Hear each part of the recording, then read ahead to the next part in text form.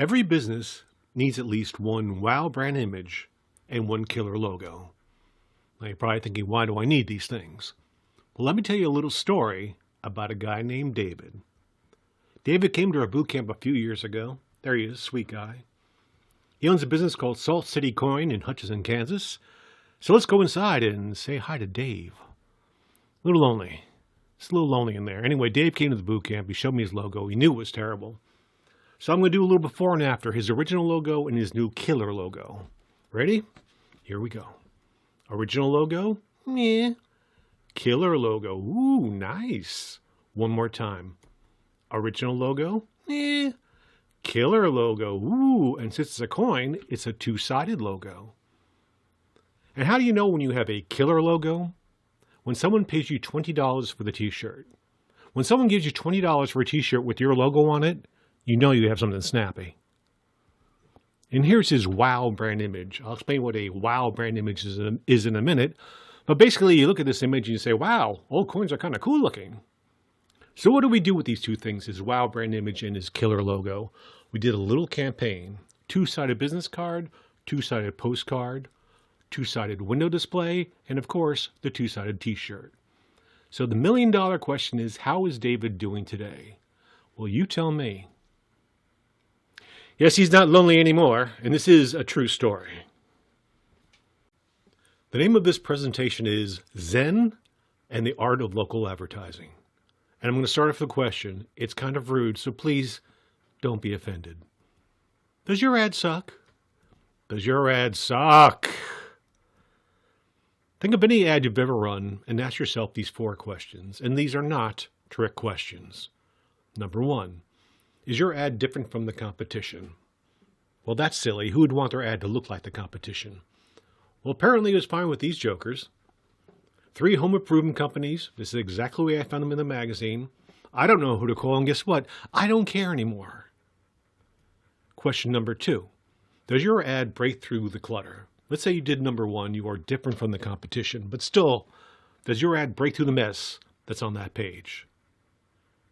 Anything popping off the page here? Or again, is it all just blending together? Question number 3, does your ad have any entertainment value? Now, what do I mean by this? How much effort did you put into the ad? Let's look at these gems. Any effort to make you laugh, make you cry, show you something beautiful, tell you a joke? Or is it just a bunch of numbers and letters and horrible photographs tossed into a tiny little box? And finally, would someone possibly, remotely, want to hold on to your ad? They stick it on the refrigerator because it makes them giggle. They don't even care what you're selling. They just like your ad. Now, the only thing you're going to hold on to in these ads are the coupons. Everything else goes in the toity. But I do have some good news. Somebody did make money from these ads. The bad news is, it was the salesperson who sold you the ad space. Everybody else lost money. Now I'm going to do a quick little before and after addressing these 4 points, and then I'm going to move on.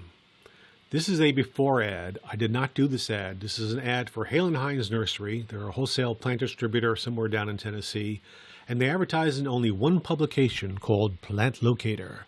I said, great, send me the magazine. Let's see what the competition's up to. And this is what they're up to.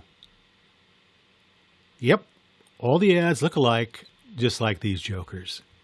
And let me tell you something about this magazine. It ain't cheap. A full page is $3,000. 12 issues a year. That means he's spending $36,000 running that ad in that mess. Does that make sense to anybody? Of course it doesn't. So here's the before and after. His original ad and my new ad. Ready? Ooh, nice. Kind of looks like those antique floral prints with the Latin names. Now you stick that bad boy in with the rest, and you tell me what's different from the competition. Breaks through the clutter, has entertainment value, and yeah, you might want to even hold on to it. And if you're running 12 ads a year, you just don't run the same ad. You do a campaign featuring a different tree and bush, whatever, and at the end of the year, you have a collectible set of prints. You know, I have this theory that all these horrible ads are done by one evil ad agency, and they're laughing at you. And you know why they're laughing at you? Because they know this doesn't work, but they're going to sell it to you anyway. In fact, I asked the client, why did you run this ad all those years? And you know what he told me? The salesperson designed my ad for free. Well, write this one down, boys and girls. Invest in a wow brand image and a killer logo before you spend a dime running them. So my name is Rich Carraro. My company is called clownbike.com. And basically, I'm a one-man ad agency. I do everything. I do the creative concepts, I do the photography, and I do the Photoshop, which is where the magic happens. And by the way, that's exactly what I look like. And at Clown Bike, we have a motto, and it goes something like this: affordable local advertising that doesn't suck. Now, I know what you're thinking. Why so rude? Well, a couple of reasons. Number one, I come from New York. That's a joke. But the real reason is to get your attention. Getting your attention is the first and the only rule of advertising. And I don't care how you do it.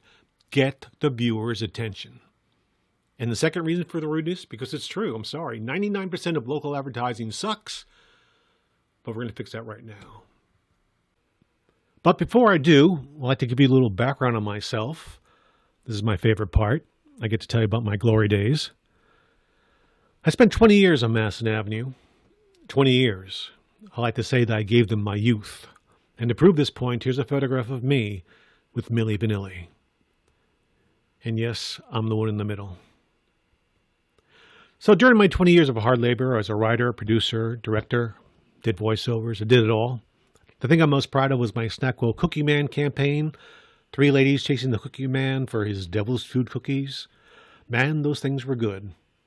Now, what made my campaign so out of the box was it was based on an actual fact. There was a shortage of the devil's food cookies. First time in Nabisco history they could not make enough of a cookie. I thought this was a big deal. My concept was advertise the shortage, which nobody wanted to do. Long story short, they gave me enough money for one commercial, which you're about to see. We ended up doing 23 of them, but this is the first commercial that ran. Here it goes. Excuse me, do you make these delicious fat-free SnackWell Devil's Food cookies? Why, yes, I do. You want to tell us why we can't find them in the stores anymore? Well, what is this? You got some explaining to do, Cookie Man. Yeah. We're a little more popular than we expected. Ooh, this guy's But quick. we're making more as fast as we can. Oh, you're breaking my heart. Hey, I just make the cookies. You want the big boys upstairs. The makers of fat-free SnackWell's Devil's Food Cookies apologize for the short supply. Meanwhile, keep enjoying the other varieties. Yeah, check his trunk. You don't want to do that. By the way, you could watch all 23 Cookie Man spots if you want. They're on YouTube. Just have a glass of wine beforehand. Anyway, the first spot hits the air, and immediately the New York Times does a story about it, which is amazing. But they give me kind of this backhanded compliment. They say, the latest fashion among advertisers, if you underestimate consumer demand for your product, flaunt it. That's exactly what I did. 2 weeks later, the Wall Street Journal says, man walks on the moon, but Cookie Man can't make enough cookies. My boat came in. We start shooting a full campaign, winning awards, and at the end of the first year, I sold $420 million worth of SnackWell cookies. When that happens in advertising, they stick a cigar in your puss, they call you King Rich. There I am on the right. By the way, do you want to know what Cookie Man's doing today, 20 years later? He's selling marijuana edibles in L.A. And guess who's doing his new advertising? That's right, me. I'm going to show you the first ad we did together in 20 years. It's a print ad, but this is the first ad we did together. Here it comes. Just like Mom made them, sort of. Now, how did I get you with this ad? 2 different things. I got you with humor and beautiful product photography. I sucked you in with the humor, and you look at the food and it looks tasty. And how do I know this food looks tasty? This is what he originally ran. Garbage! Is the little guy happy? I don't know. You tell me. So in 2001, I opened Clown Bike. And the concept of Clown Bike is to take Madison Avenue creativity and bring it to the field of local advertising. Because local advertising is like the Wild West. This is an ad I did for Tropicana on Madison Avenue. Big client, big budget. And here's a print ad I did as Clown Bike for a woman down the block from me. Small client, small budget. And you just saw a spot I did for SnackWell's, which is a Madison Avenue TV spot. Now you're going to see a Clown Bike TV spot. A spot's for Triple X Family Restaurant, starring David Bedaya, who's a gold medalist. So here you go. This is a local TV spot done as Clown Bike. Ladies and gentlemen, gold medalist David Bedaya will now attempt a Triple X 5-second tossback. Can he do it? And it's good! Triple X root beer makes thirsted joy. So to review, Madison Avenue print ad, clown bike print ad. Madison Avenue TV spot, clown bike TV spot. My point being, whatever they're doing on Madison Avenue, you can now do on a local level. The technology is there. You just have to know what you're doing. A quick lesson in Photoshop. This is where the magic happens. Who remembers color forms as a kid? You open up the box, and you got a background, and you add these little pieces that are cut out separately. It's the same thing with Photoshop. I start off with a background that I like, and add separate layers, all shot separately, cut out and assembled in Photoshop. It's almost like you're God. I do a lot of food photography. People go, wow, that looks so natural. Well, it is naturally lit, but every single plate is shot separately. And this is done for technical reasons I won't bore you with, but obviously the end result is pretty amazing. Here I use Photoshop to kind of create a crop circle effect.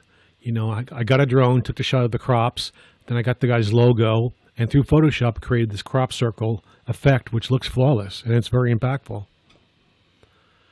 This is for a golf course in Colorado. It was past season, so I couldn't shoot anything. So I said to the owner, send me your best shot, and he sends me this. And I go, wow, this is not impressive. Not at all. So through Photoshop, I turned on the paint effect, and I did this. Before, after. Much cooler. A quick lesson in concepts and executions. When you hire someone to create an ad, you're really paying for two things: a concept and an execution of that concept. For example, let's say my assignment was to take a picture of this mayor and these high school students, okay? And my concept was based on Gulliver's Travels. Remember the big guy with all these little people? And I did a sketch, don't make fun of me. I said, what if he's the big guy, the mayor, and all those little people are the high school students, okay? So this was my concept, and here is the execution. Concept, execution. You can't have one without the other. When someone sees your ad, you want them to say, wow. Like, wow, that's beautiful. Or, wow, that's tasty. Notice the nice logo. Or, wow, that's funny. Get it? Outstanding in his field. He didn't get it either. Or, wow, that's just plain weird. Now, why do you want people to say wow? Because Matrix advertising is dead. And what is the Matrix? This is the Matrix. And it doesn't work despite what the salesperson tells you. And you want to get a mega wow reaction instead of just a wow reaction? Get yourself a wow product like the Devil's Food cookies. Do some wow advertising like the Cookie Man, and then you get a mega wow, which is $420 million worth of sales. That same equation could be applied to a barbershop. Get yourself a wow brand image like this one, and the sky's the limit. But there's a flip side to this equation, the dark side, as I like to say. It's my job to get them in the door, but it's your job to keep them there. For example, if you open up a restaurant and I do a killer print ad for it, but the food sucks, they'll come in once, but they're not coming back in again. But if I do a killer ad and the food is killer, you can't miss. Let's play a game. I call it the business card game. You take 5 business cards, you stick them on a table. Based on the cards alone, who would you hire? These guys or these guys? Let's do that again. You take 5 business cards, you stick them on a table. Just based on the cards alone, not based on a billboard or a print ad or a TV spot. Just based on these little pieces of paper. Who would you hire? These guys or these guys? Take it a step further. You put the cards on a poster.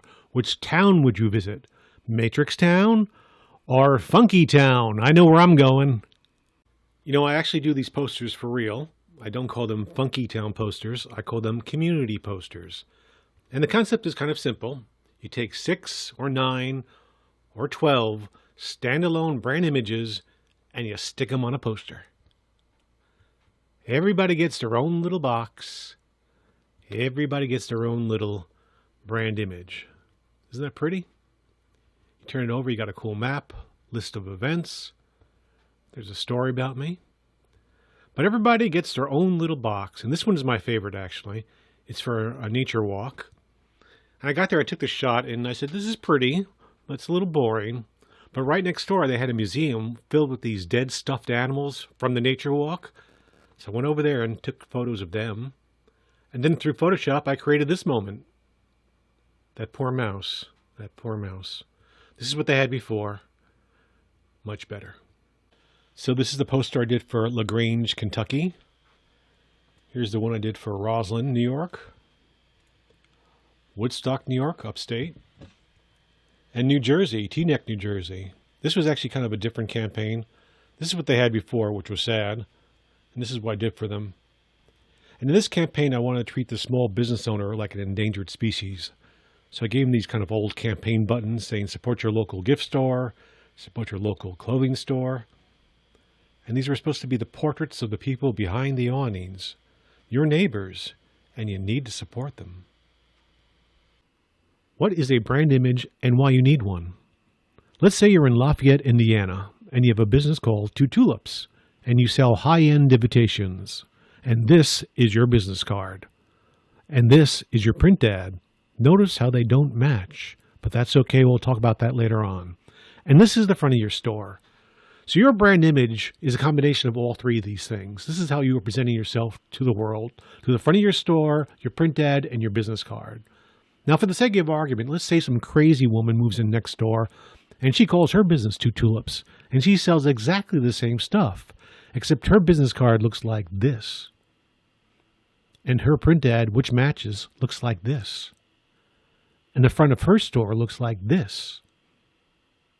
So the million-dollar question is, if you're in Lafayette, Indiana, looking to buy high-end invitations to some sorority party, which store do you walk into? The one on the left or the one on the right? That is a brand image. In fact, this woman opened up 2 different stores, very successful.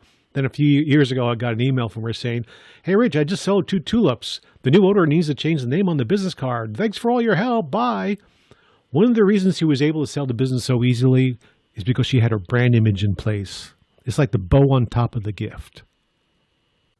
So what is the definition of a brand image? Well, here's the short answer. A brand image is a key visual that represents your business. A lot of times when I say to a client brand image, they go, "I don't do print." Well, a print ad is one of many things you can do with a brand image. So the short answer is a brand image is a key visual that represents your business. Now here's the long answer. A brand image is a key visual that sells your business to the world when you are not there to sell it yourself. Let that sink in for a second. A brand image is a key visual that sells your business to the world when you are not there to sell it yourself. That is the most basic caveman definition of advertising. So that every sale that you make, you don't have to make it yourself. We've created advertising. The night before the boot camps, there's always a cocktail hour across the street, which is great because I get to meet the attendees. We have a couple of drinks together. They tell me about their business.